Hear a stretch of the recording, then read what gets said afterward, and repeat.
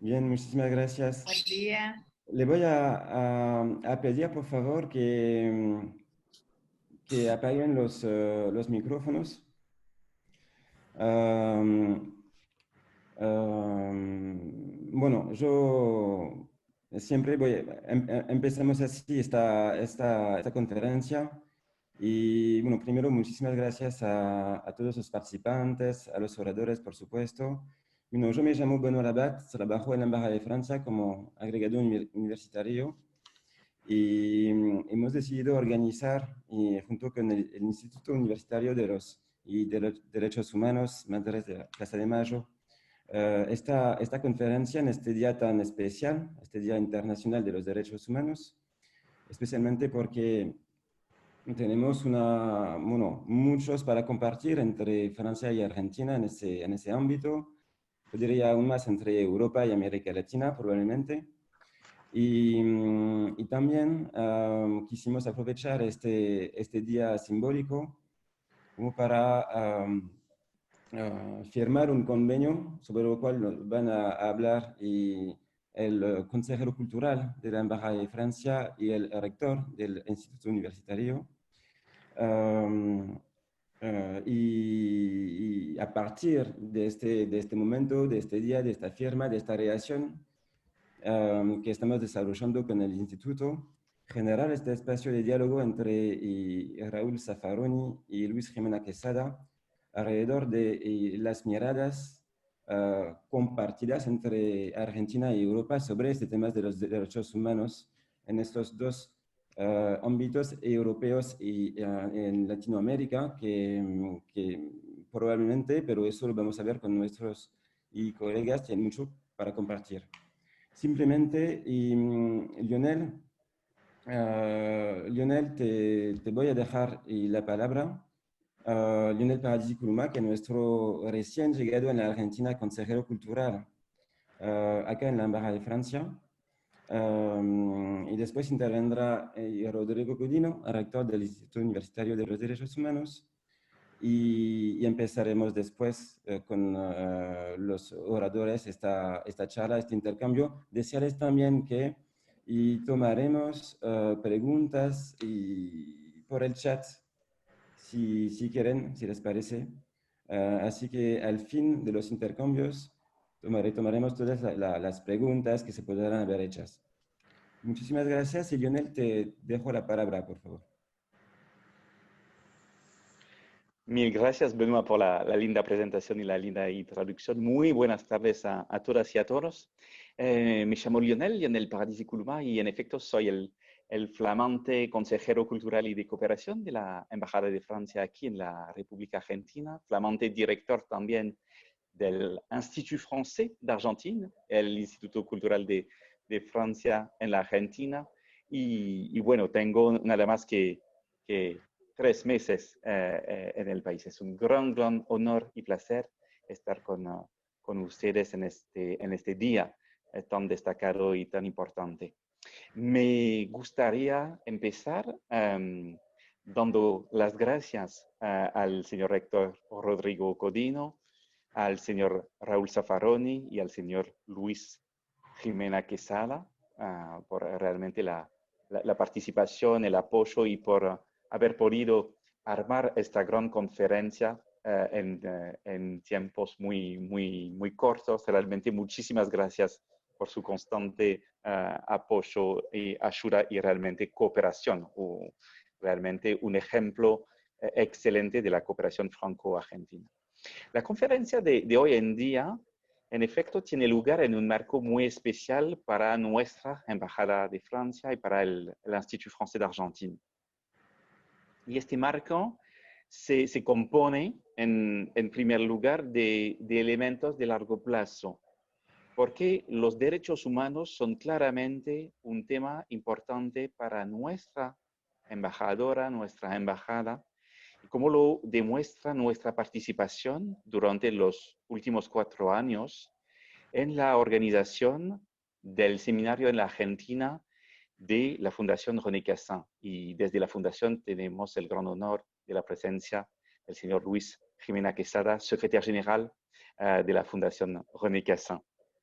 Y bueno, ¿por qué realmente acompañamos a la Fundación René Cassin en la Argentina? Y en primer lugar, porque los derechos humanos forman parte del corazón de la República Francesa. Es realmente un pilar de los valores de la República. En Francia, los derechos humanos son parte de la base constitucional a través de la Declaración de los Derechos Humanos y del ciudadano de la Revolución Francesa, ¿no? De 1789. Y esta herencia es en realidad una responsabilidad que compartimos con muchos países. En segundo lugar, los derechos humanos son, por supuesto, cuestiones contemporáneas, con derechos de la mujer, reducción de las desigualdades, temas de medio ambiente, temas de cultura, de economía.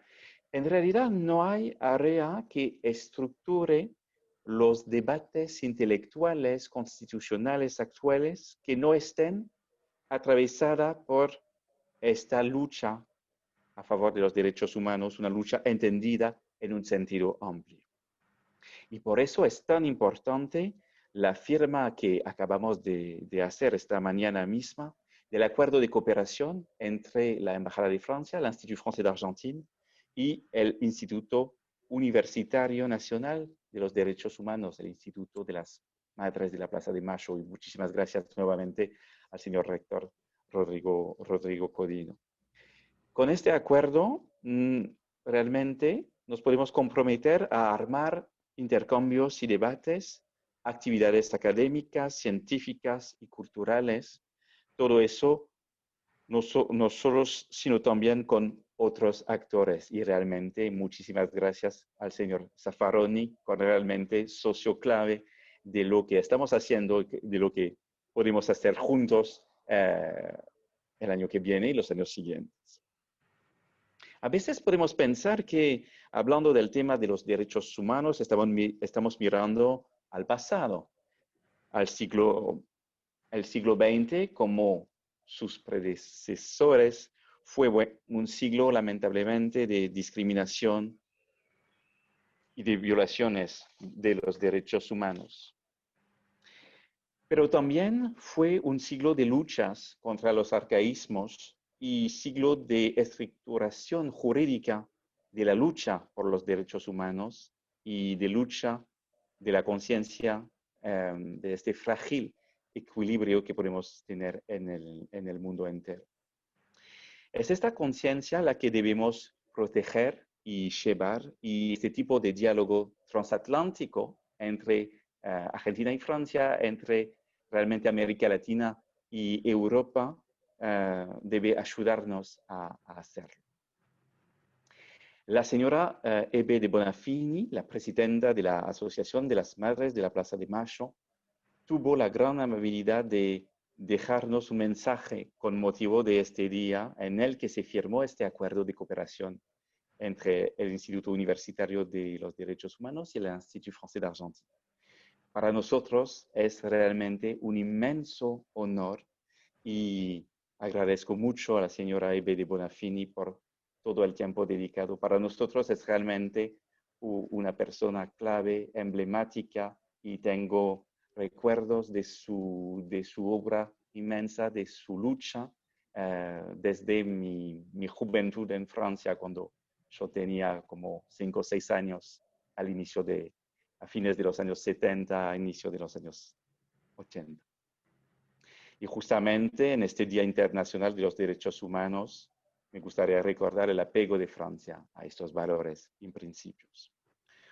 Una última palabra antes de dar la palabra al señor rector para destacar el apoyo de esta embajada a la candidatura del Museo de Memoria del ex sitio ESMA para formar parte de la lista del Patrimonio Mundial de la UNESCO. Espero sinceramente que este proyecto, que desde la embajada y desde las autoridades de Francia estamos apoyando, que este proyecto pueda completarse en el 2023, que va a ser un año también muy importante, muy fructífero de la relación bilateral con las temporadas culturales entendidas en el sentido más amplio de la palabra, que vamos a tener entre la Argentina y Francia. Muchísimas gracias realmente por su tiempo y su atención, y voy a dar la palabra con mucho gusto al señor rector Rodrigo Codino.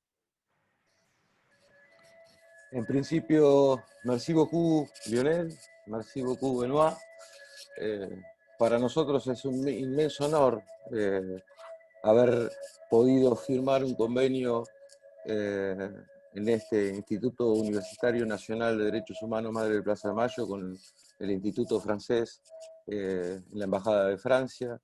La propuesta del convenio, además de la realización de congresos, seminarios, coloquios, simposios, tiene que ver con la realización de otras actividades culturales, la difusión de material bibliográfico, el acceso a distintas publicaciones entre ambas instituciones.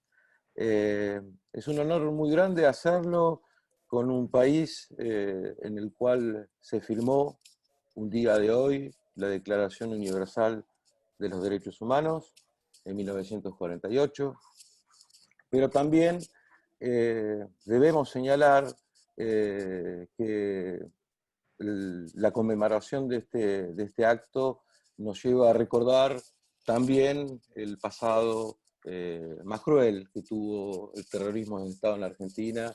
Hoy recordamos particularmente a una de las madres fundadoras, Azucena Villaflor, detenida, desaparecida.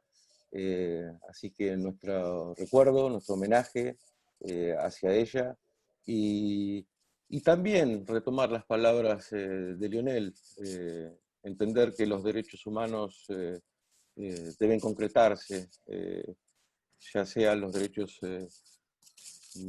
clásicos como los derechos económicos, sociales, ambientales, que el derecho humano al desarrollo. Creemos que es un gran aporte esta relación entre la Embajada de Francia a través del Instituto Francés. Agradecemos profundamente a su director, a su consejero universitario. Y sin más, los dejamos con el video que filmó la presidenta de la Asociación Madre de Plaza de Mayo para esta oportunidad. Así que veamos a Eve y muchas gracias.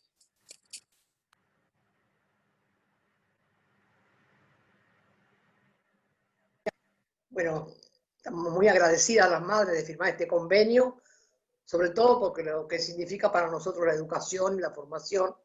Un convenio con la Embajada de Francia es un gran honor. Nosotros tenemos una historia muy rica con Francia porque fueron los primeros que hicieron una marcha frente a la Embajada Argentina, dirigida por Pierre Bercy, que es un señor que todavía vive, que todavía nos recuerda, y a esa marcha iba François Mitterrand, que todavía era nada más que un político. Después tuvimos unas cuantas reuniones con él, donde nos trató como si fuéramos unas grandes políticas. Nos atendieron en el liceo con traductora especial. Y también tuvimos mucha relación con Madame Mitterrand. Ella con su instituto también nos ayudó y aportó un montón. Sobre todo porque hicimos el primer encuentro internacional de mujeres de todo el mundo que luchan. Lo hicimos con ella. Así que ese honor de haber tenido esa suerte de haber estado varias veces con François Mitterrand, un presidente muy fuerte para Francia, y también con su mujer, nos da una gran alegría volver a tener una relación con la Embajada de Francia, sobre todo lo que significa para nosotros la educación. Y la educación para las madres y para nuestros hijos y nuestras hijas siempre ha sido lo fundamental. Un pueblo educado es un pueblo libre. Así que muchas gracias por su colaboración.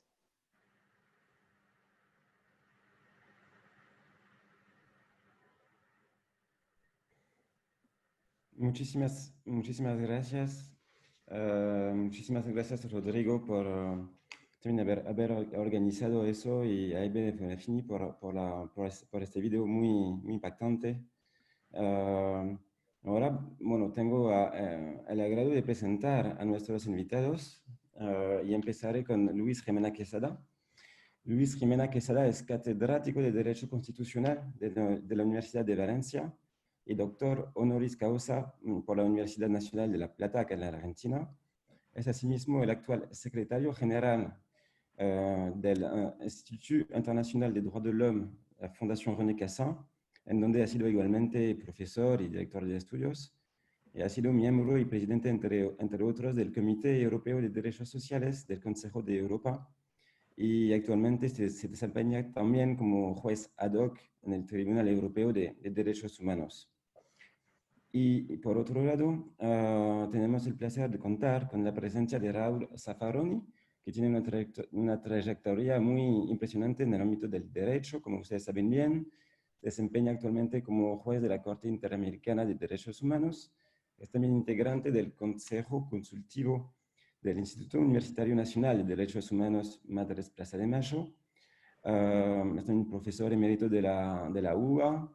Fue entre el 2003 y el 2014 ministro de la Corte Suprema de Justicia de la Nación, Argentina, y es doctor honoris causa de más de 30 universidades europeas y americanas. Así que, bueno, sin más, agradecerles nuevamente y señor Zaffaroni, acá le dejo la palabra. Muchísimas gracias. Bueno, muchísimas gracias, querido rector, señor agregado cultural de la Embajada de Francia, querido Luis Jiménez Quesada, amigas, amigos, es un enorme gusto hoy, 10 de diciembre, fecha en que conmemoramos aquel 10 de diciembre de 1948, poder asistir, aunque sea a distancia, a este encuentro y celebrar este acuerdo del Instituto Universitario con la Embajada de Francia.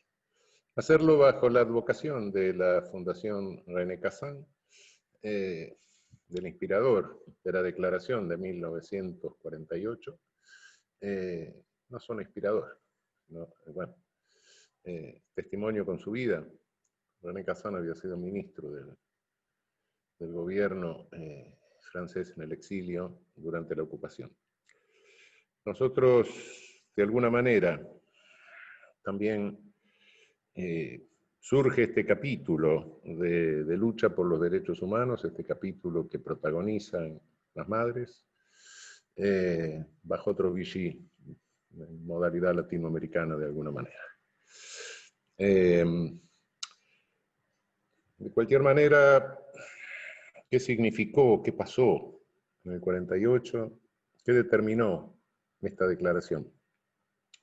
Nada nace del vacío, por supuesto. Por cierto, había ideas antiguas, ideas contra las que se había luchado, ideas por las que se había luchado. Yo no creo que las ideologías, el concepto de ideología siempre deba tener un contenido peyorativo o que deba entendérselo en sentido encubridor o en un sentido napoleónico de embrollón.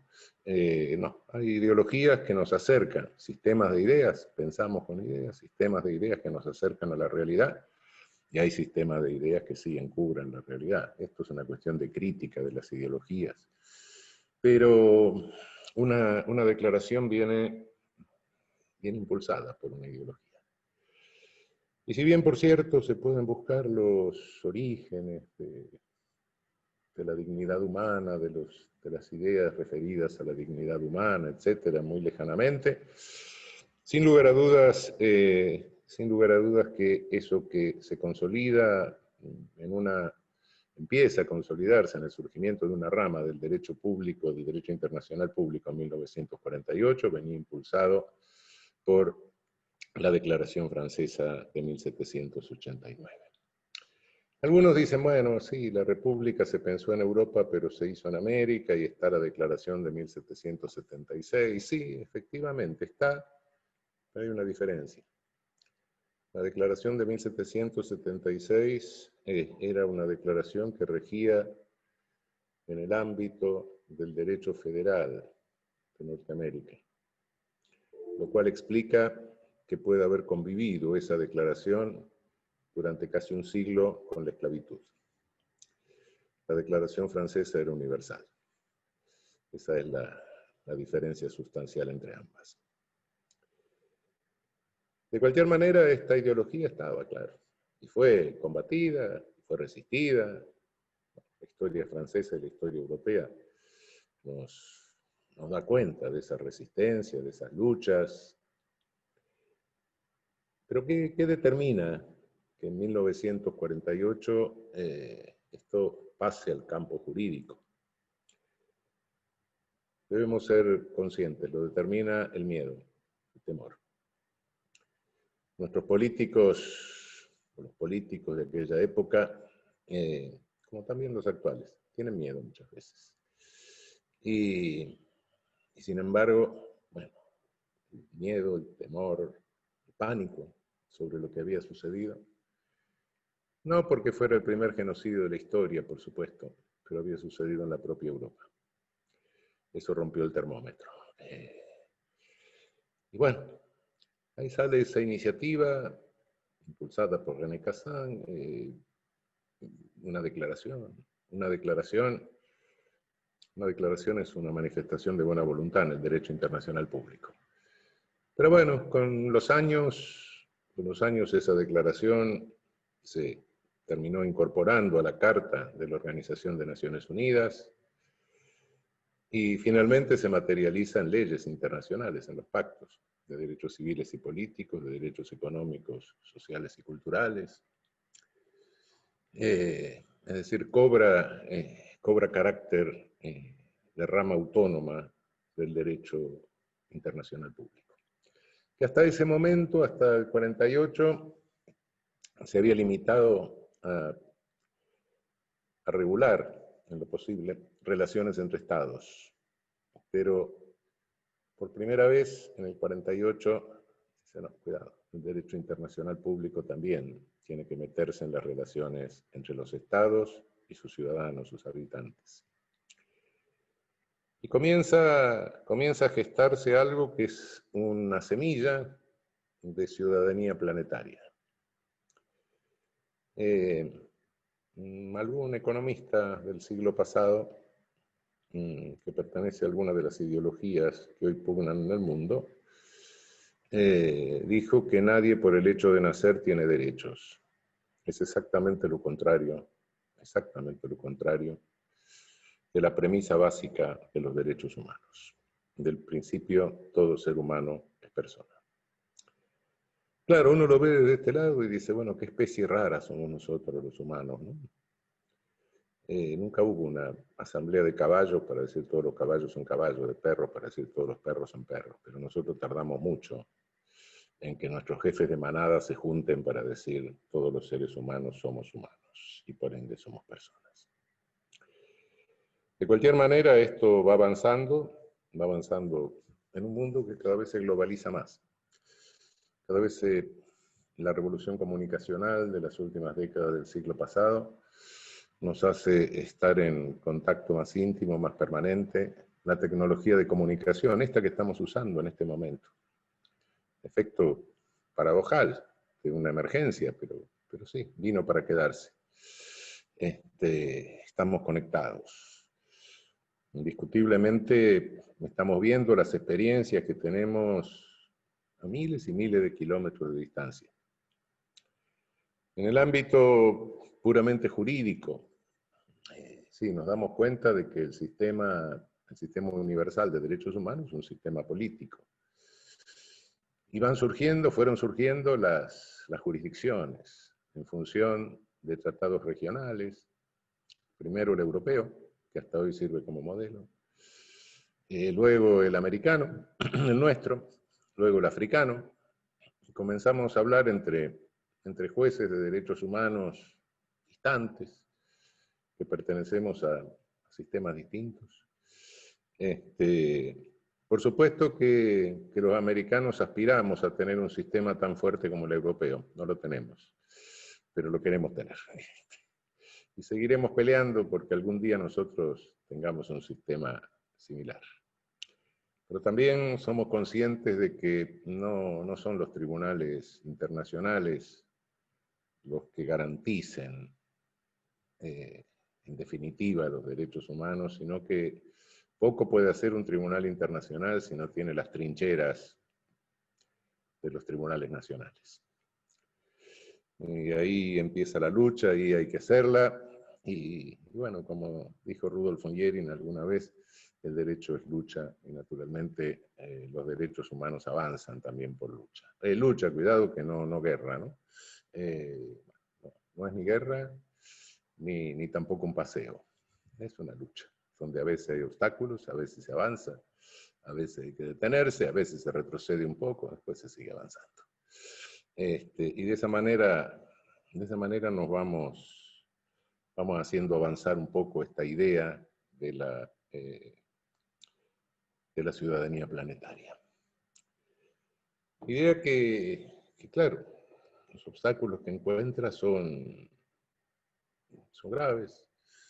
En este momento, bueno, estamos viendo un fenómeno de concentración de riqueza en todo el planeta. Estamos viendo nuevas ideologías contrarias a los derechos humanos que van surgiendo.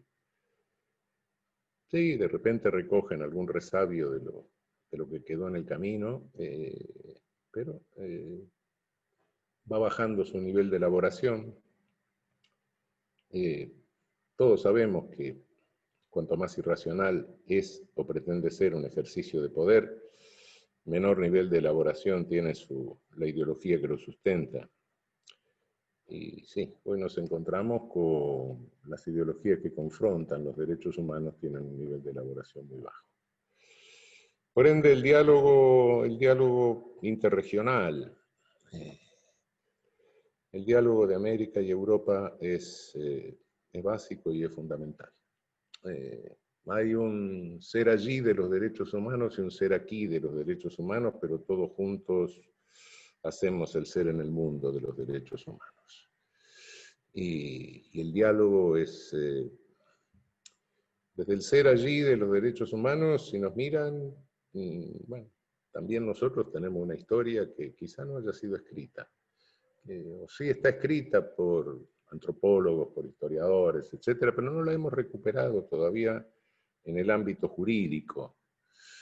Y sí, este instituto de las Madres de Plaza de Mayo y la gesta de las Madres de Plaza de Mayo tiene una tremenda continuidad de lucha por los derechos humanos. Es el último capítulo, uno de los últimos capítulos, no el último porque la lucha sigue, pero uno de los últimos capítulos, quizá uno de los más importantes y creativos, del bagaje cultural, de tácticas de supervivencia y de resistencia de un continente a lo largo de 500 años. Esa es la visión que tenemos que recuperar y con la cual enriquecer la visión del norte. Los dos formamos parte de la ciudadanía universal, no hay nada que hacerle. Las dos visiones son indispensables. Y crear este instituto que se ha creado, este Instituto de las Madres, este instituto universitario, que aspiramos que en algún momento llegue a ser una universidad con todas las garantías de autonomía, etcétera, que establece nuestra Constitución Nacional. La aspiración es a bajar la idea de derechos humanos, los objetivos de derechos humanos, no solo a todas las ramas del derecho, no solo, porque no es una cuestión solo jurídica, sino bajarla a todos los conocimientos y a todas las ciencias. Nada se investiga por mera curiosidad, nada se investiga porque sí. Y en realidad somos hijos de una civilización que ha querido adquirir poder para dominar la naturaleza. Y hasta las ciencias duras se manejan con una intencionalidad. Esto nos lo enseñaron los franceses también, ¿no? Lo aprendimos de ellos. Tengamos cuidado con eso. Cuidado en un momento en que está en peligro, realmente serio peligro, empieza a estar la supervivencia o las condiciones de supervivencia de nuestra especie sobre la superficie del planeta. Los derechos de la naturaleza son también derechos humanos, porque sin la naturaleza no existiríamos nosotros. Cuidado con exagerar nuestro protagonismo, que eso es contrario a los derechos humanos. Somos parte de la naturaleza. La centralidad antropológica no es buena. La discusión no es si somos parte o no de la naturaleza, porque es evidente que lo somos. La discusión es si somos una punta de lanza de la naturaleza o un error de la naturaleza. Y apuesto a lo primero.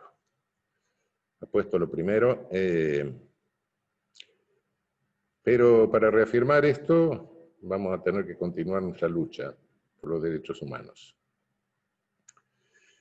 Y reconocer que, claro, hay una ciudadanía planetaria, pero esa ciudadanía planetaria tiene que reconocer los derechos no humanos del resto de la naturaleza. Apuesto a eso, por supuesto. Tengo una enorme confianza en eso. Creo que estos diálogos que se profundizan a través de vínculos como el que se crea hoy son importantísimos y estoy seguro que no nos equivocamos. Pero por otra parte, cuento con una enorme ventaja y creo que todos los que creemos en esto contamos con una enorme ventaja. Si nos llegásemos a equivocar, no va a quedar nadie para reprocharnos el error. Bueno, muchísimas gracias y muchísimas gracias por la disposición y por la cooperación con este instituto.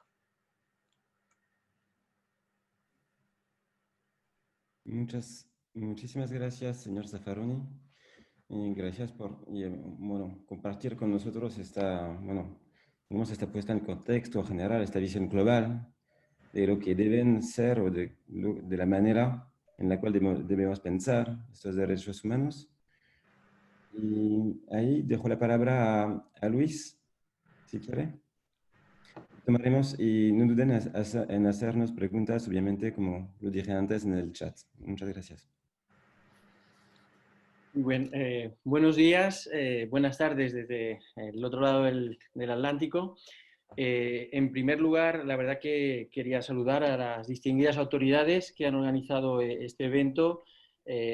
También, queridos amigas y amigos, es para mí, la verdad, que un honor participar en este evento y, en primer lugar, lo que quiero es expresar mi gratitud en mi propio nombre y también en el nombre de la Fundación René Cassin, a quien represento hoy, por permitirnos participar y asociarnos a este evento organizado por la Embajada Francesa, el Instituto en Argentina, el Instituto Francés de Argentina y el Instituto Universitario Nacional de Derechos Humanos Madres de Plaza de Mayo. Realmente les quiero transmitir muy sinceramente el mensaje de agradecimiento del presidente de la Fundación René Cassin, Jean-Paul Costa, y de su director, Sébastien Touzé, por asociarnos a esta actividad y también tenernos en cuenta para otras acciones futuras, tanto de promoción de los derechos humanos bajo el ángulo jurídico y también desde una visión más amplia cultural. Dicho lo cual, en mi exposición, que va a suceder a la brillante de Raúl Zaffaroni y también al testimonio elocuente de Eve de Bonafini, la voy a estructurar en tres partes, o voy a lanzar tres ideas fuerzas para compartir de cara a la discusión. En primer lugar, la primera idea es la inserción de nuestros sistemas continentales, América Latina, Europa, en el sistema global de derechos humanos como complemento y refuerzo del sistema universal, precisamente en este Día o Jornada Internacional de los Derechos Humanos. La segunda idea fuerza será la importancia de las sinergias entre nuestros sistemas regionales o continentales de derechos humanos a través del enriquecimiento mutuo de personas y de instituciones. Y por último, ¿cuál es la relevancia de seguir construyendo puentes para fortalecer los derechos humanos en nuestros dos continentes, forjando puntos de encuentro y también espacios de diálogo, en lo que ha enfatizado también Raúl Zaffaroni? En este sentido, la primera cuestión que quería lanzar era esa inserción de nuestros sistemas regionales en el sistema global de derechos humanos.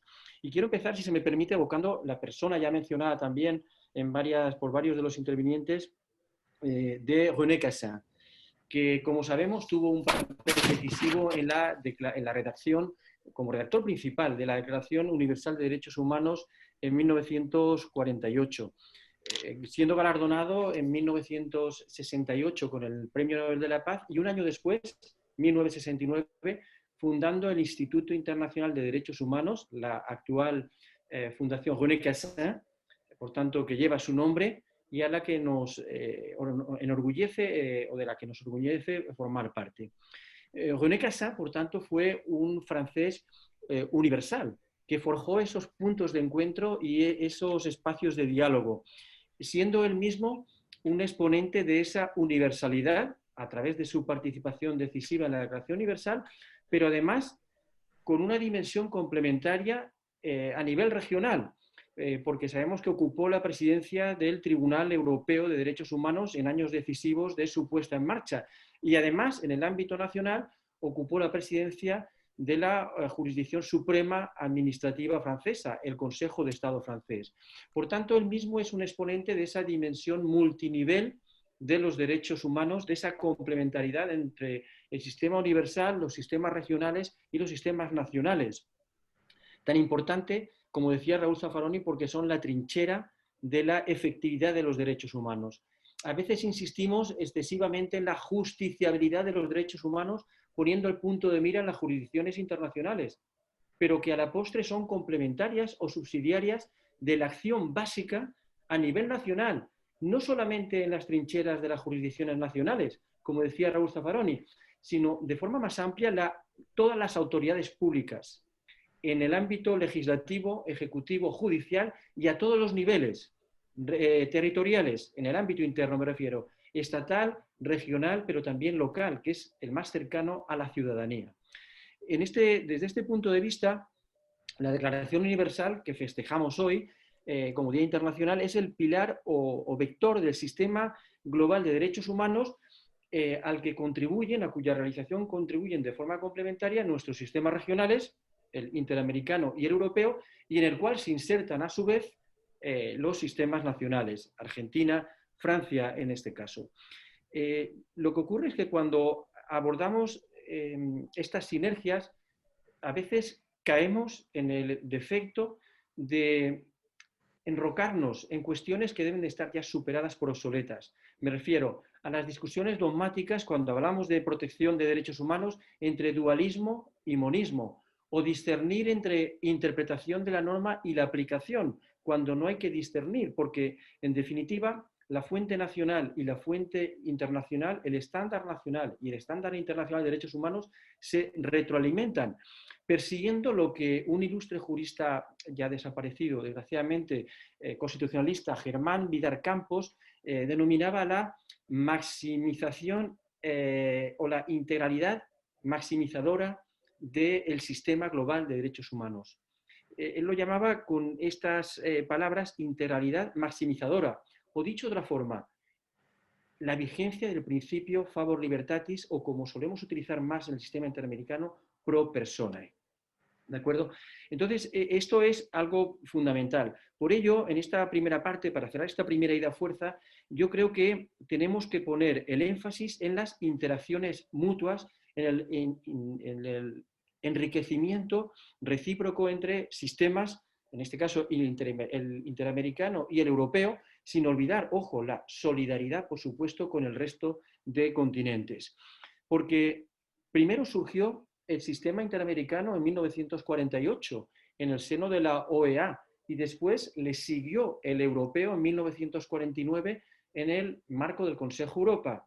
Lo que ocurre es que luego se adelantó, si se me permite la expresión, el sistema europeo con medidas de implementación efectiva a través de la Convención Europea de Derechos Humanos de 1950, en la que luego se inspiró la adopción del Pacto de San José de Costa Rica, o Convención Americana de Derechos Humanos, en 1969.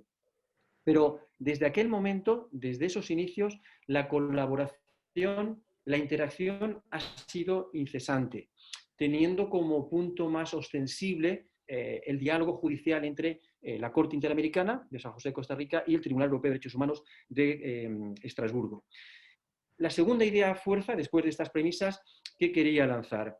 ¿Cuál es la importancia de esas sinergias entre nuestros sistemas continentales o regionales de derechos humanos a través del enriquecimiento mutuo de personas y de instituciones? Porque ambas facetas son necesarias. Las instituciones aseguran permanencia, pero las personas con compromiso y coraje, como las madres de Plaza de Mayo, aseguran dotar de efectividad a esas instituciones. Con tal filosofía podemos decir que lo mismo que hablamos de diálogo judicial, habría que referirse de forma más amplia a un intercambio académico, social, cultural, del que forma parte el evento en el que estamos participando hoy, cultural, de la cultura de derechos humanos, de ese énfasis en la educación, en la pedagogía, antes en el mensaje breve, pero como decimos, lo breve si es bueno, 2 veces bueno, o lo bueno si es breve, mejor dicho, 2 veces bueno, como decía Eve de Bonafini, la educación lo es todo, porque solo una sociedad educada nos hace más libres, y es cierto. En este sentido, buen ejemplo de esa interacción mutua de personas que movilizan instituciones es precisamente el Instituto Internacional de Derechos Humanos, la Fundación René Cassin en Estrasburgo. Y hemos intentado secundar el espíritu de apertura de René Cassin. Por ejemplo, el presidente actual, Jean-Paul Costa, se mostró siempre abierto al diálogo con la Corte y con la Comisión Interamericana de Derechos Humanos cuando ostentaba la responsabilidad de presidente del Tribunal Europeo de Derechos Humanos. Lo mismo sucede con nuestro director, el Sébastien Touzé, como miembro del Comité contra la Tortura de Naciones Unidas, que siempre ha estado interesado en la cooperación, la colaboración franco-argentina, que hoy se está consolidando con esa firma de convenio esta mañana, en esta fecha de hoy tan significativa, y también en la proyección exterior del Instituto Internacional de Derechos Humanos en colaboración con las autoridades francesas en Argentina, las autoridades argentinas, con esa sesión exterior del Instituto en Buenos Aires que cada vez va ganando mayor proyección. Pero también en la implicación en el esclarecimiento, Sébastien Touzé. Entonces decía que el Instituto de Derechos Humanos se ha convertido en una especie de vivero de pequeños Cassin que hemos intentado retribuirle lo que nos ha dado.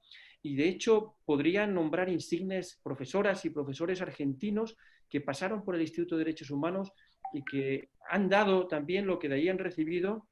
La lista sería muy extensa y sin ánimo de exhaustividad y sin desmerecer los que es imposible mencionar, podría mencionar, porque forman parte del equipo del instituto, por ejemplo, a Mónica Pinto, por la trayectoria universal, también regional, y la propia República Argentina, o también el profesor Fabián Salvioli, en sus puestos de renombre, como sabemos, como expresidente del Comité de Derechos Humanos de la ONU, o también hoy, actualmente, el relator especial de Naciones Unidas para la promoción de la verdad, la justicia, la reparación y las garantías de no repetición. Y no me resisto a citar asimismo en el ámbito de Iberoamérica, podría decir más ampliamente, al que fue presidente de la Corte Interamericana de Derechos Humanos, por su carisma en el Instituto Internacional René Cassin, como es Antonio Augusto Cansado Trindade, actualmente juez en la Corte Internacional de Justicia. Pero es que también desde el lado europeo hay, en el actual equipo del Instituto Internacional de Derechos Humanos, de la Fundación René Cassin, hay profesoras y profesores que tienen un especial afecto por ese intercambio con América Latina. Y podría citar a Emmanuel Decaux, al profesor Decaux, que actualmente es presidente de la Corte de Arbitraje y Conciliación de la Organización sobre la Seguridad y Cooperación en Europa. Y conocerán a Argentina, que además presidió el Comité de Naciones Unidas sobre Desapariciones Forzadas. O también la profesora que forma parte del equipo de la Fundación René Cassin, Laurence Bugor-Larsen, que además de haber sido presidenta de la Corte Constitucional de Andorra, es una de las máximas expertas en el derecho internacional comparado entre nuestros sistemas regionales, interamericano y europea. Si se me permite, para cerrar esta segunda parte y ya pasar a mi conclusión, en la tercera idea fuerza que quería, experiencia personal, puedo decirles también que gracias al Instituto Internacional de Derechos Humanos, conocí a inicios de los 90 del siglo pasado la primera universidad europea en Estrasburgo y la primera universidad americana precisamente en Argentina, la Universidad Nacional de La Plata. Entonces, me gusta decir que el azar hizo que el instituto trazara para mí ese puente entre América y Europa, entre Argentina y Francia, pues me reveló un prometedor paralelismo que he llamado yo entre Argentoratum, que es una de las denominaciones que tenía Estrasburgo en la época romana, porque era uno de los topónimos latinos que tuvo la ciudad, Argentoratum, por el color plateado del afluente que hoy la surca, según una de las teorías o hipótesis que barajan sobre su nombre, Estrasburgo. Y también ese paralelismo entre Argentoratum y La Plata, por el nombre del río magnífico que la baña, en palabras de Dardococha. Entonces, el caso es que, más allá de esas experiencias personales y esos perfiles personales, contamos con múltiples ejemplos de diálogo judicial y enriquecimiento mutuo que conoce Raúl Zaffaroni entre, sobre todo, la jurisprudencia de la Corte Interamericana de Derechos Humanos y también la Corte Europea de Derechos Humanos, en materias fundamentales como la libertad de expresión y graves violaciones de derechos humanos, desapariciones forzadas, tortura, etc.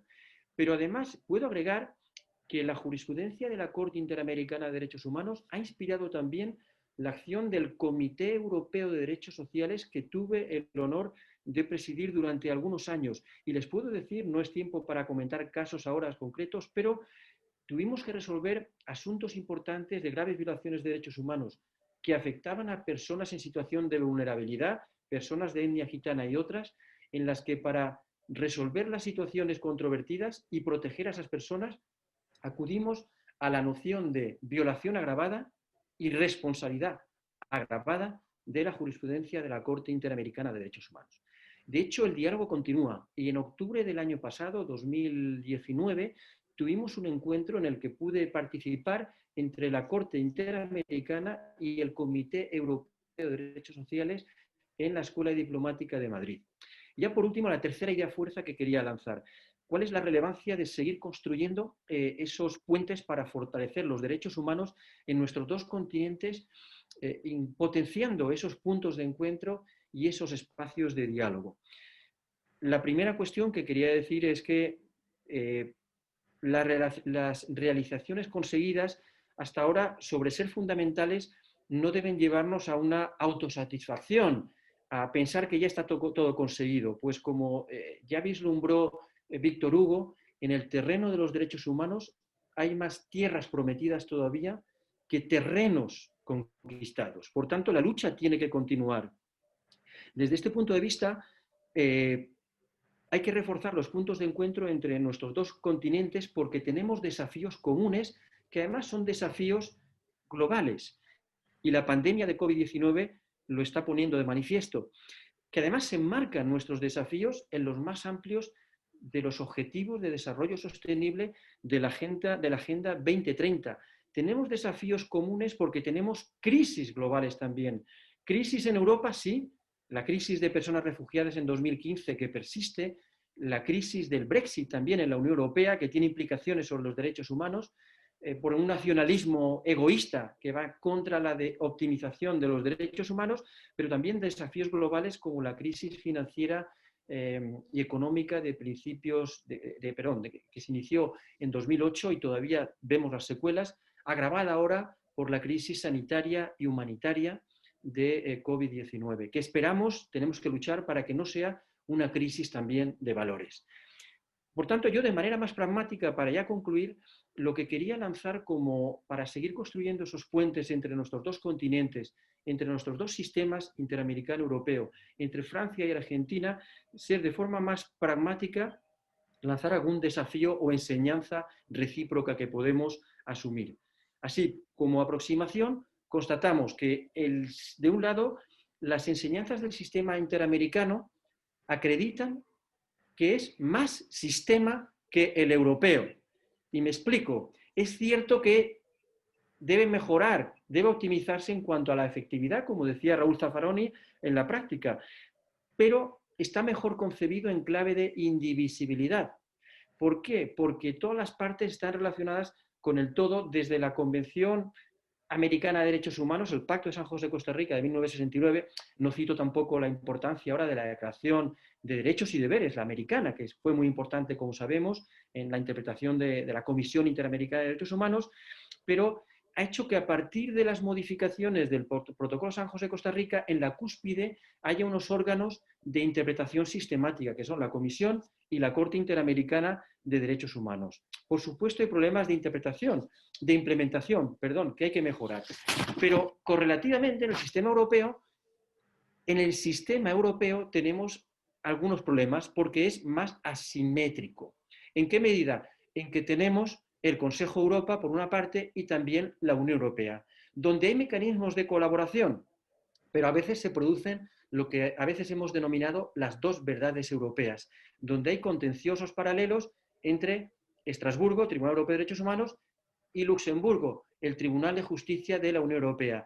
Y ante esas dos verdades europeas, donde todavía no hay una solución práctica, porque está el mandato de adhesión de la Unión Europea a la Convención Europea de Derechos Humanos, pero todavía no se ha implementado en la práctica, por las discusiones entre Estrasburgo y Luxemburgo, Bruselas, etc.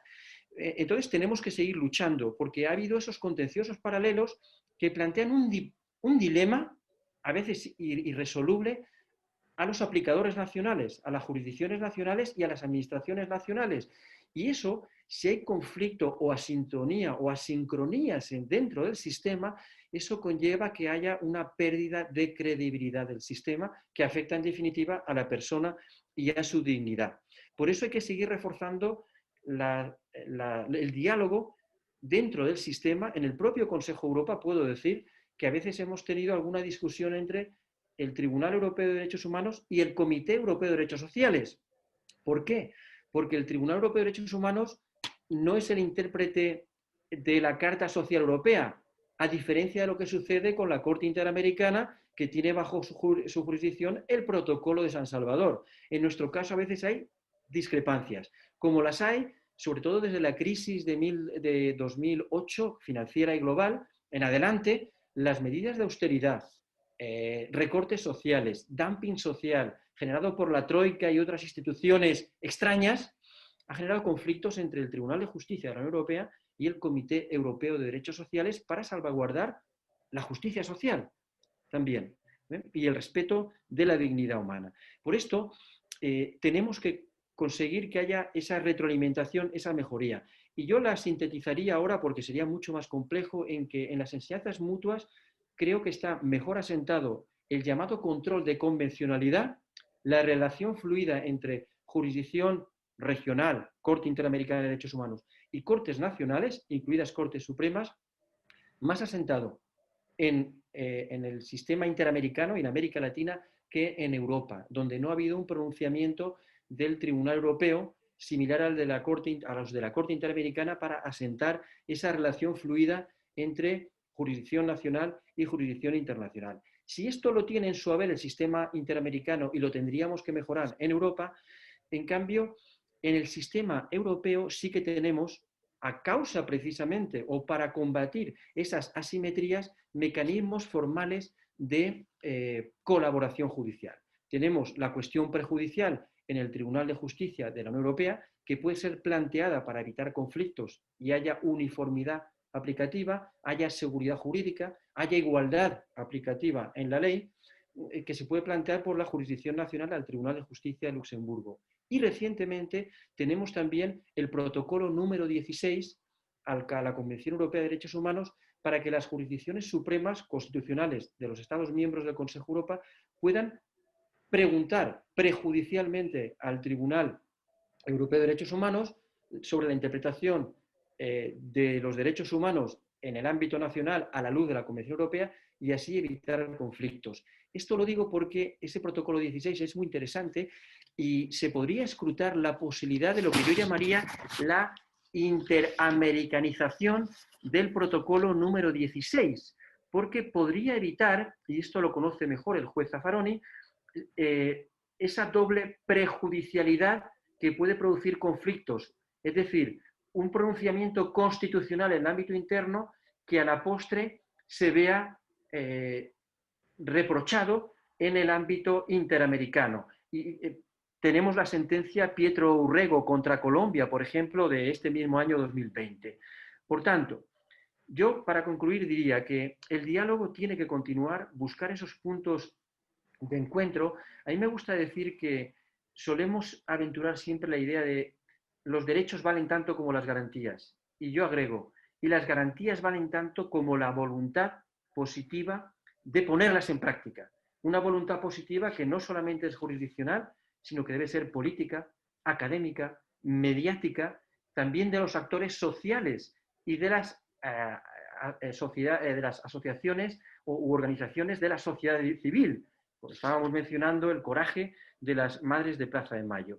Y por tanto, yo creo que tenemos que continuar fortaleciendo esos puntos de encuentro y esos espacios de diálogo, que es lo que yo creo que pretendemos con este evento. Y no me queda más que reiterar el agradecimiento en nombre propio y sobre todo en el nombre de la Fundación René Cassin, de su presidente, el señor Costa, de su director, el señor Touzé, por habernos permitido participar en este importante diálogo e intercambio. Muchas gracias.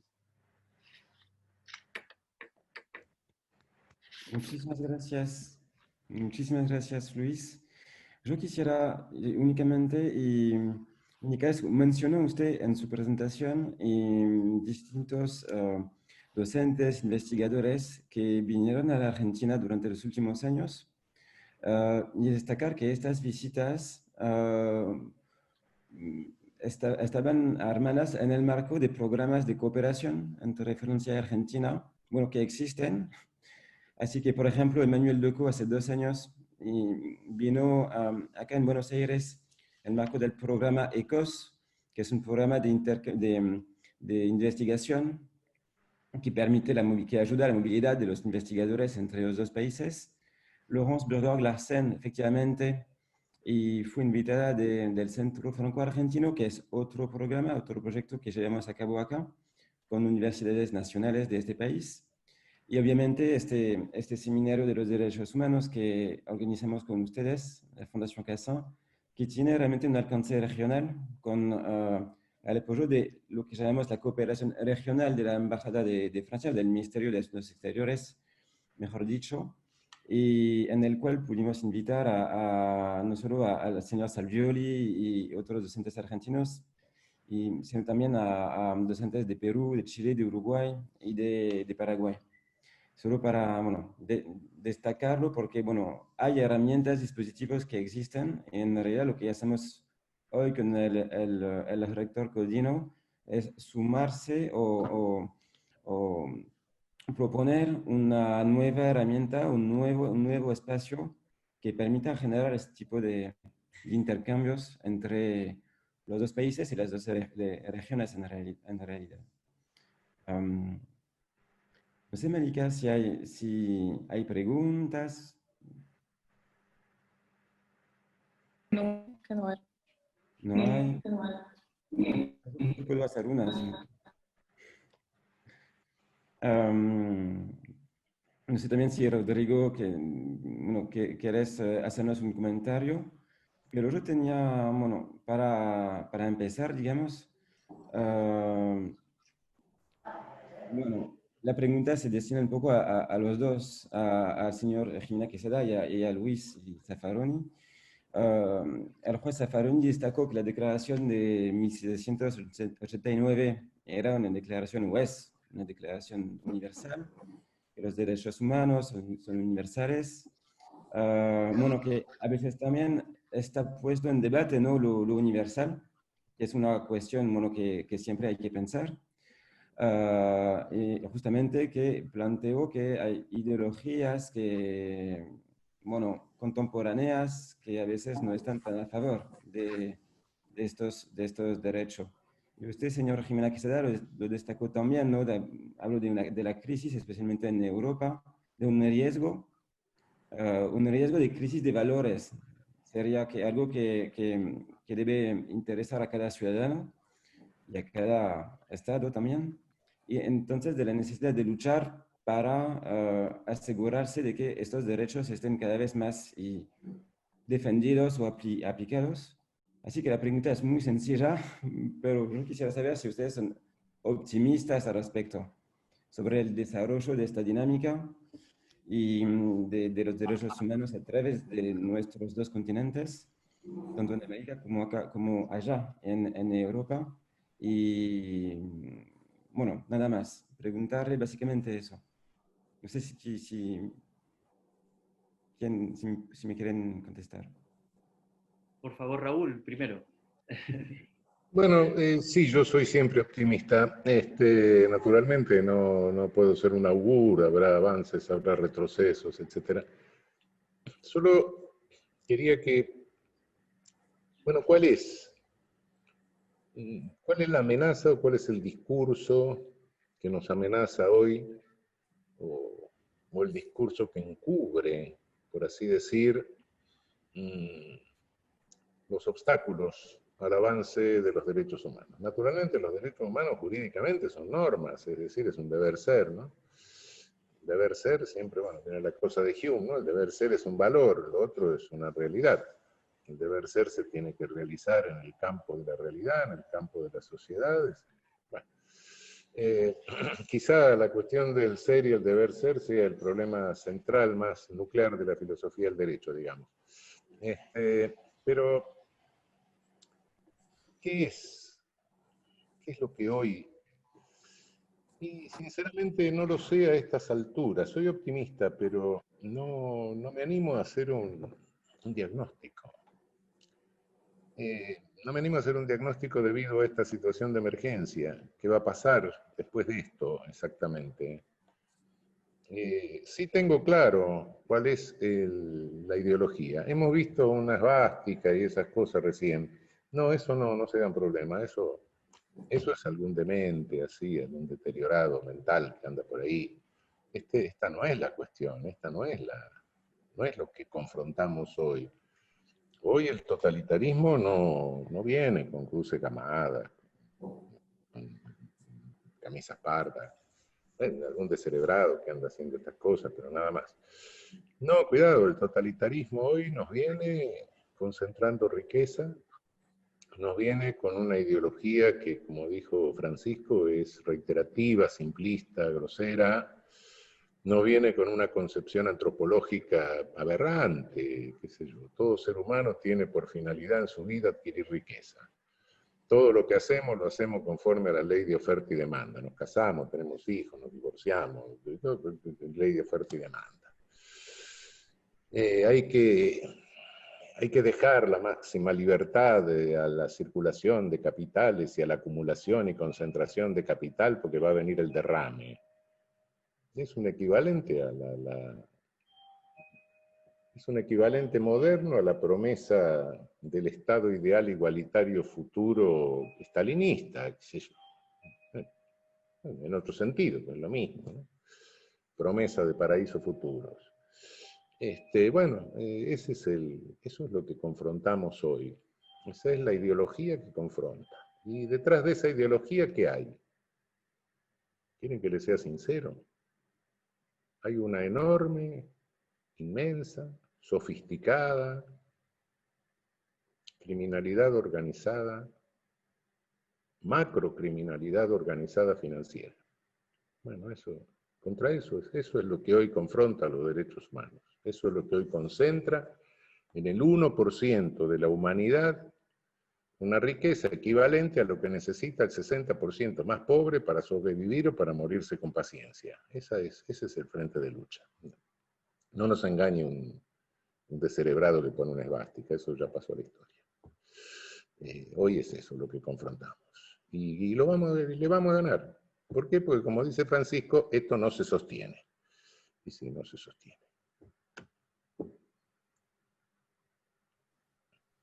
Muchísimas gracias.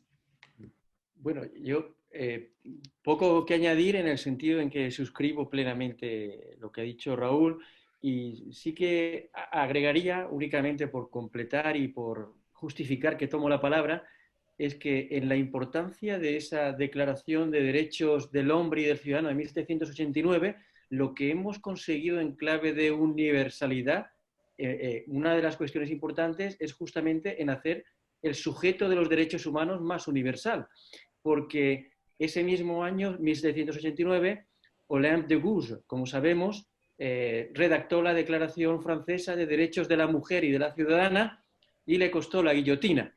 Por suerte, ahora hemos ido avanzando en clave de generización de derechos humanos, por cierto, con propuestas y avances importantes en el sistema interamericano, como la importante Convención de Belém do Pará en 1994, que fue vanguardista con relación al sistema europeo en este sentido. Por tanto, yo creo que ese es uno de los retos y de las luchas que tenemos también, luchar por la igualdad en este sentido, en el ámbito del sexo, de género, y también en relación con lo que decía, lo último que comentaba Raúl Zaffaroni, con este conflicto que hay subyacente entre la maquinaria e ingeniería financiera, etcétera, es lo que nos marca los objetivos de desarrollo sostenible de la Agenda 2030, que dice como el mayor objetivo es la erradicación de la pobreza, para que esa ciudadanía planetaria que pretendemos, a la que se refería también Raúl Zaffaroni, sea una plena ciudadanía, donde el derecho a la protección contra la pobreza y la exclusión social conlleve que haya plena ciudadanía, no solamente civil y política, de poder votar y ser votado cada 4 años esporádicamente en elecciones, sino de participar cotidianamente en el ejercicio, en el disfrute de los derechos humanos, como la lucha frente a la exclusión social, es decir, no solamente frente a la pobreza en sentido material, para poder tener condiciones vitales, de vestido, de comida, de educación, etcétera, de salud, sino también condiciones de participación en la vida de la comunidad. Y para esto, para tener esa inclusión social, esa erradicación de la pobreza y de la exclusión social, hay que seguir insistiendo en lo que pretendemos hoy, es en la educación, en derechos humanos y en valores de democracia. La pedagogía siempre será poca, toda la faena, toda la tarea que acometamos en el ámbito de la pedagogía, a todos los niveles. Y cuando digo a todos los niveles no me refiero desde chicos y chicas, desde pequeñitos, sino digo en todos los niveles, incluidos los operadores jurídicos, incluidos los jueces y juezas de las más altas instancias jurisdiccionales, porque la formación ha de ser permanente y no tiene que haber un orgullo que lleva a menospreciar a los demás. Y esto, si se me permite una anécdota, cuando yo estaba en el Comité Europeo de Derechos Sociales, organizábamos sesiones de formación, como las que organiza la Corte Interamericana, para transmitir a las jurisdicciones nacionales cómo aplicar los parámetros de la Convención Interamericana de Derechos Humanos y la jurisprudencia interamericana. Pues bien, cuando organizamos estas sesiones para transmitir la Convención Europea, la Carta Social Europea en el ámbito nacional, normalmente no podíamos llamar esas sesiones de formación, no las podíamos llamar sesiones de formación, porque los actores judiciales internos conocemos todo, ya estamos formados, conocemos todos, somos expertos absolutos. Lo llamábamos intercambios de opiniones o intercambios de ideas. Pero bueno, lo que se trataba era de llegar en formarnos y con honestidad siempre tender a la protección maximizada de los derechos fundamentales. Esto es lo único que quería añadir porque suscribo la reflexión que ha hecho también Raúl. Muchísimas gracias por sus comentarios. Creo que, bueno, yo veí si había una pregunta y parece que tenemos una participante que quería hablar. Alejandra. Sí, yo soy Alejandra Gil Carbó, que soy directora de la carrera de Derecho del IOMA. Primero quería agradecer a Raúl Zaffaroni, al rector Rodrigo Codino, a la Embajada de Italia, a la Fundación René Cassin por la celebración de este acuerdo tan importante para la institución y que no solo valoro como por la cooperación cultural que se va a establecer de formación, sino principalmente por esa construcción de redes sociales, de redes internacionales, que ha sido y es tan importante en nuestro país para el avance de los derechos, por empezar por nuestra adhesión al sistema global de derechos humanos, a través sobre todo del sistema interamericano, pero también ha sido importante para las luchas sociales. Las redes internacionales fueron las que nutrieron la lucha sindical desde principios de siglo, la lucha de las madres por el castigo de los crímenes del terrorismo de Estado, que no hubiera tenido igual impacto si no hubiera sido por esas redes internacionales tan necesarias. Sobre todo porque es necesaria una construcción de una contrahegemonía que haga frente a lo que mencionaba Raúl recién, que es la hegemonía del capital financiero, que tiene como única regla la maximización de la tasa de ganancia y que va produciendo una cada vez mayor concentración de las economías a nivel global, y sabemos que hay pocas transnacionales que definen las tendencias en el mercado agrícola, en el mercado agroalimentario, en el mercado de los alimentos, en el mercado de los pesticidas, que hay una concentración del 60% en 3 empresas que son las que definen y consiguen los permisos, con el peso de ese poder para habilitar sustancias que luego en ocasiones resultan tóxicas para el ser humano. Entonces, sumado además a esta fase nueva del capitalismo, donde hay un predominio de la automatización, un predominio de la economía de las plataformas, que va a ser complicada para los países periféricos. Entonces mi pregunta, se la dirijo a Luis Jimena Quesada, es si él piensa que puede haber una nueva ola de convenciones, como la que hubo después de la posguerra, que atienda a estos aspectos, o de convenciones o dispositivos que permitan generar un mayor peso ante los estados para que los derechos humanos sean protegidos en estas circunstancias actuales, y si podrá haber también reglas dirigidas a las grandes empresas y corporaciones transnacionales.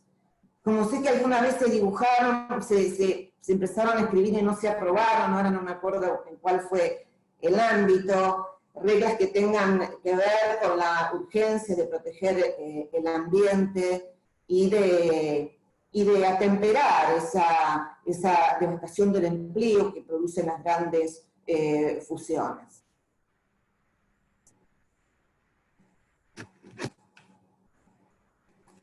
¿Puedo, Benoit? Sí. Sí, muchas gracias, Alejandra, por la pregunta, que además forma parte del trabajo que tuve el honor de realizar en buena medida en el Comité Europeo de Derechos Sociales, donde precisamente nos enfrentamos a esa realidad en Europa. De ahí que el intercambio con América Latina sea tan importante para ver cómo podemos nutrirnos. Y me explico. Buena parte de los asuntos que nos llegaron a partir de 2008 tuvieron que ver con las medidas impulsadas desde los foros económicos, pero asumidas por los foros políticos, sobre todo en la Unión Europea. Recuerden la Troika. La Troika, formada por el Fondo Monetario Internacional y también la Comisión Europea y el Banco Central Europeo, impusieron una serie de medidas que fueron muy controvertidas porque ni siquiera desde el punto de vista de la Unión Europea, del derecho de la Unión Europea, tenían una tipificación clara. Es más, buscaban eludir esa tipificación por una razón muy sencilla, para eludir el control, incluido el control judicial del Tribunal de Justicia de la Unión Europea, porque eran unos actos que se llamaban memoranda o memorandos que no eran sometidos a control judicial, con lo cual en una comunidad de derecho como se pretendía de la Unión Europea se adoptaban medidas que no estaban sujetas a control judicial, con lo cual eso es contrario a la idea de Estado de Derecho, democracia y derechos humanos, como pilares de las organizaciones internacionales. ¿Qué ocurre? Que además de la Unión Europea, que lo que hacía es que a través de la Troika decía, tú estás en situación económica difícil, precaria, Estado, entonces te vamos a ayudar. Pero, claro, quien paga manda. ¿Cuál era la ayuda, el rescate que se decía que se daba a los Estados? pues tú tienes que modificar tu legislación, tu acervo jurídico, tus conquistas sociales conseguidas en el ámbito social y laboral. Entonces, ¿qué sucedió? Que hubo demandas colectivas que se formalizaron porque existe en la otra organización europea, la equivalente a la OEA, que es el Consejo Europa, en el Comité Europeo de Derechos Sociales, que interpreta nuestro Protocolo de San Salvador, nuestra Carta Social Europea. Y el Comité Europeo de Derechos Sociales condenó a varios países, a Grecia, también condenó recientemente a Italia, también condenó a través de otro sistema a España por legislación. Para que se hagan una idea, Grecia, la Troika había implantado un sistema para que Grecia recibiera dinero que modificaban la legislación laboral en Grecia, también la modificaron en España, en el que había un contrato de trabajo en el cual el periodo de prueba era de 1 año, durante el cual el empleador podía despedir, podía cesar la relación unilateralmente, sin preaviso, sin notificación y sin indemnización. Para esto no hace falta ser experto en derecho del trabajo, pero un periodo de prueba, lo habitual suele ser 15 días, 1 mes, 2 meses como mucho, pero 1 año era una auténtica barbaridad, impuesta por esa presión financiera de los mercados asumida por los poderes políticos. ¿Qué ocurre? Que el comité no tenía competencia para controlar lo que hacen las organizaciones internacionales, no la tiene, pero la legislación que se incorpora nacional sí que la puede controlar. Es una especie de pantalla que se controló. Y eso ha conllevado que haya cierta mitigación, no total, pero cierta mitigación de las medidas antisociales. Y cuando digo antisociales no lo digo ya en un plan solamente ideológico político, sino jurídico, del acervo jurídico conseguido en los estados, en la legislación laboral. Y eso es irreversible, eso forma parte del principio de no regresión. Y entonces ahí hemos podido contrapesar algo. Pero la presión continúa porque la Unión Europea tiene fuerza económica más que el Consejo de Europa, más que donde está el Tribunal Europeo y el Comité Europeo de Derechos Sociales. Y para confirmar lo que dices, Alejandra, te diré que en una reunión que tuvimos con la Comisión Europea en Bruselas, porque el Comité Europeo teníamos reuniones que pretendíamos de diálogo judicial con el Tribunal de Justicia de la Unión Europea, con el Tribunal Europeo de Derechos Humanos, para que no hubiera contradicciones de jurisprudencia, pero diálogo también con instituciones políticas, para que las instituciones políticas, cuando propongan iniciativas legislativas, que es lo que tiene la Comisión Europea, es la que propone las leyes europeas, las directivas, los reglamentos, etcétera, tengan en cuenta el acervo social de la Carta Social Europea del Consejo de Europa. Y recuerdo que en una reunión nos propusieron a miembros del Comité Europeo de Derechos Sociales, oiga, ¿qué les parecería que en la Troika, Fondo Monetario Internacional, Banco Central Europeo y Comisión Europea, pongamos una cuarta parte, una cuatroika, vamos a decir, donde se integre la Organización Internacional del Trabajo, la OIT, que haría un poco de contrapeso de ese poder financiero global? La respuesta nuestra fue, es muy interesante implicar a la OIT, a la Organización Internacional del Trabajo, pero no vamos a caer en la trampa. No se trata de que en 4 patas haya una pequeñita que sea la OIT, una social, y que las otras sean financieras bancarias. Lo que hay que hacer es hacer desaparecer la troika y a partir de ahí ya podemos hablar. Pero ya digo que es muy difícil luchar, pero se da por eso les decía antes que el sistema europeo es asimétrico, porque tenemos la Unión Europea por un lado, que también tiene que respetar los derechos humanos, tenemos una Carta de los Derechos Fundamentales muy linda cosméticamente, que en la práctica no lo es tanto, y tenemos un Consejo de Europa. Y esto es muy complicado de articular. Y la lucha por articular y hacer prevalecer la democracia, el Estado de Derecho y los derechos humanos es una lucha, como digo, incesante. Se llegó a dar la paradoja, y con esto cierro por la pregunta para que ya sea sugerente, y es que en una de las reclamaciones colectivas que formuló una ONG, porque la legitimación activa las tienen las organizaciones de la sociedad civil y también los agentes sociales, sindicatos nacionales e internacionales ante el Comité Europeo de Derechos Sociales. Ante esa demanda en Estrasburgo, donde además hubo una audiencia que se celebró en la sede del Tribunal Europeo de Derechos Humanos, el propio gobierno griego nos pidió que le condenáramos. ¿Por qué? Porque el gobierno griego tenía las manos atadas por la Unión Europea a través de la Troika y lo que quería era desatarse de ese peso financiero de las multinacionales, también acogido de alguna forma o asumido por las autoridades estatales, ante esa presión de tener necesidad de plata, quería desatarse ante el Comité Europeo de Derechos Sociales del Consejo de Europa. Fíjense que era esquizofrénico. El Estado demandado nos pide que efectivamente le condenemos. Era como algo, como litigio estratégico. Por eso, parte de esta estrategia es en la que tenemos que centrarnos, intentar explotar los mecanismos jurídicos, sociales, en este caso laborales, que pueden contrapesar, balancear el peso financiero, el peso de los grandes grupos económicos, de las grandes multinacionales, porque efectivamente hay unas directrices, pero son esas directrices en Naciones Unidas sobre empresas y derechos humanos, pero son directrices. Mientras que la Carta Social Europea es un tratado internacional, es el protocolo de San Salvador. Y por ahí, por esa vía es donde tenemos que intentar buscar ingeniería, en este caso jurídica, que permita explotar los mecanismos jurídicos ante, en este caso, las jurisdicciones internacionales, si se puede, cuando se puede. Yo siempre digo que si hay buenas sentencias, sea de la Corte Interamericana o la Corte Europea, es porque hay buenas demandas, buenas denuncias preparadas por buenos juristas que apoyan a las organizaciones de la sociedad civil. Y esto es muy importante, esta implicación, esta sinergia de actores sociales, actores de la sociedad civil y actores jurídicos.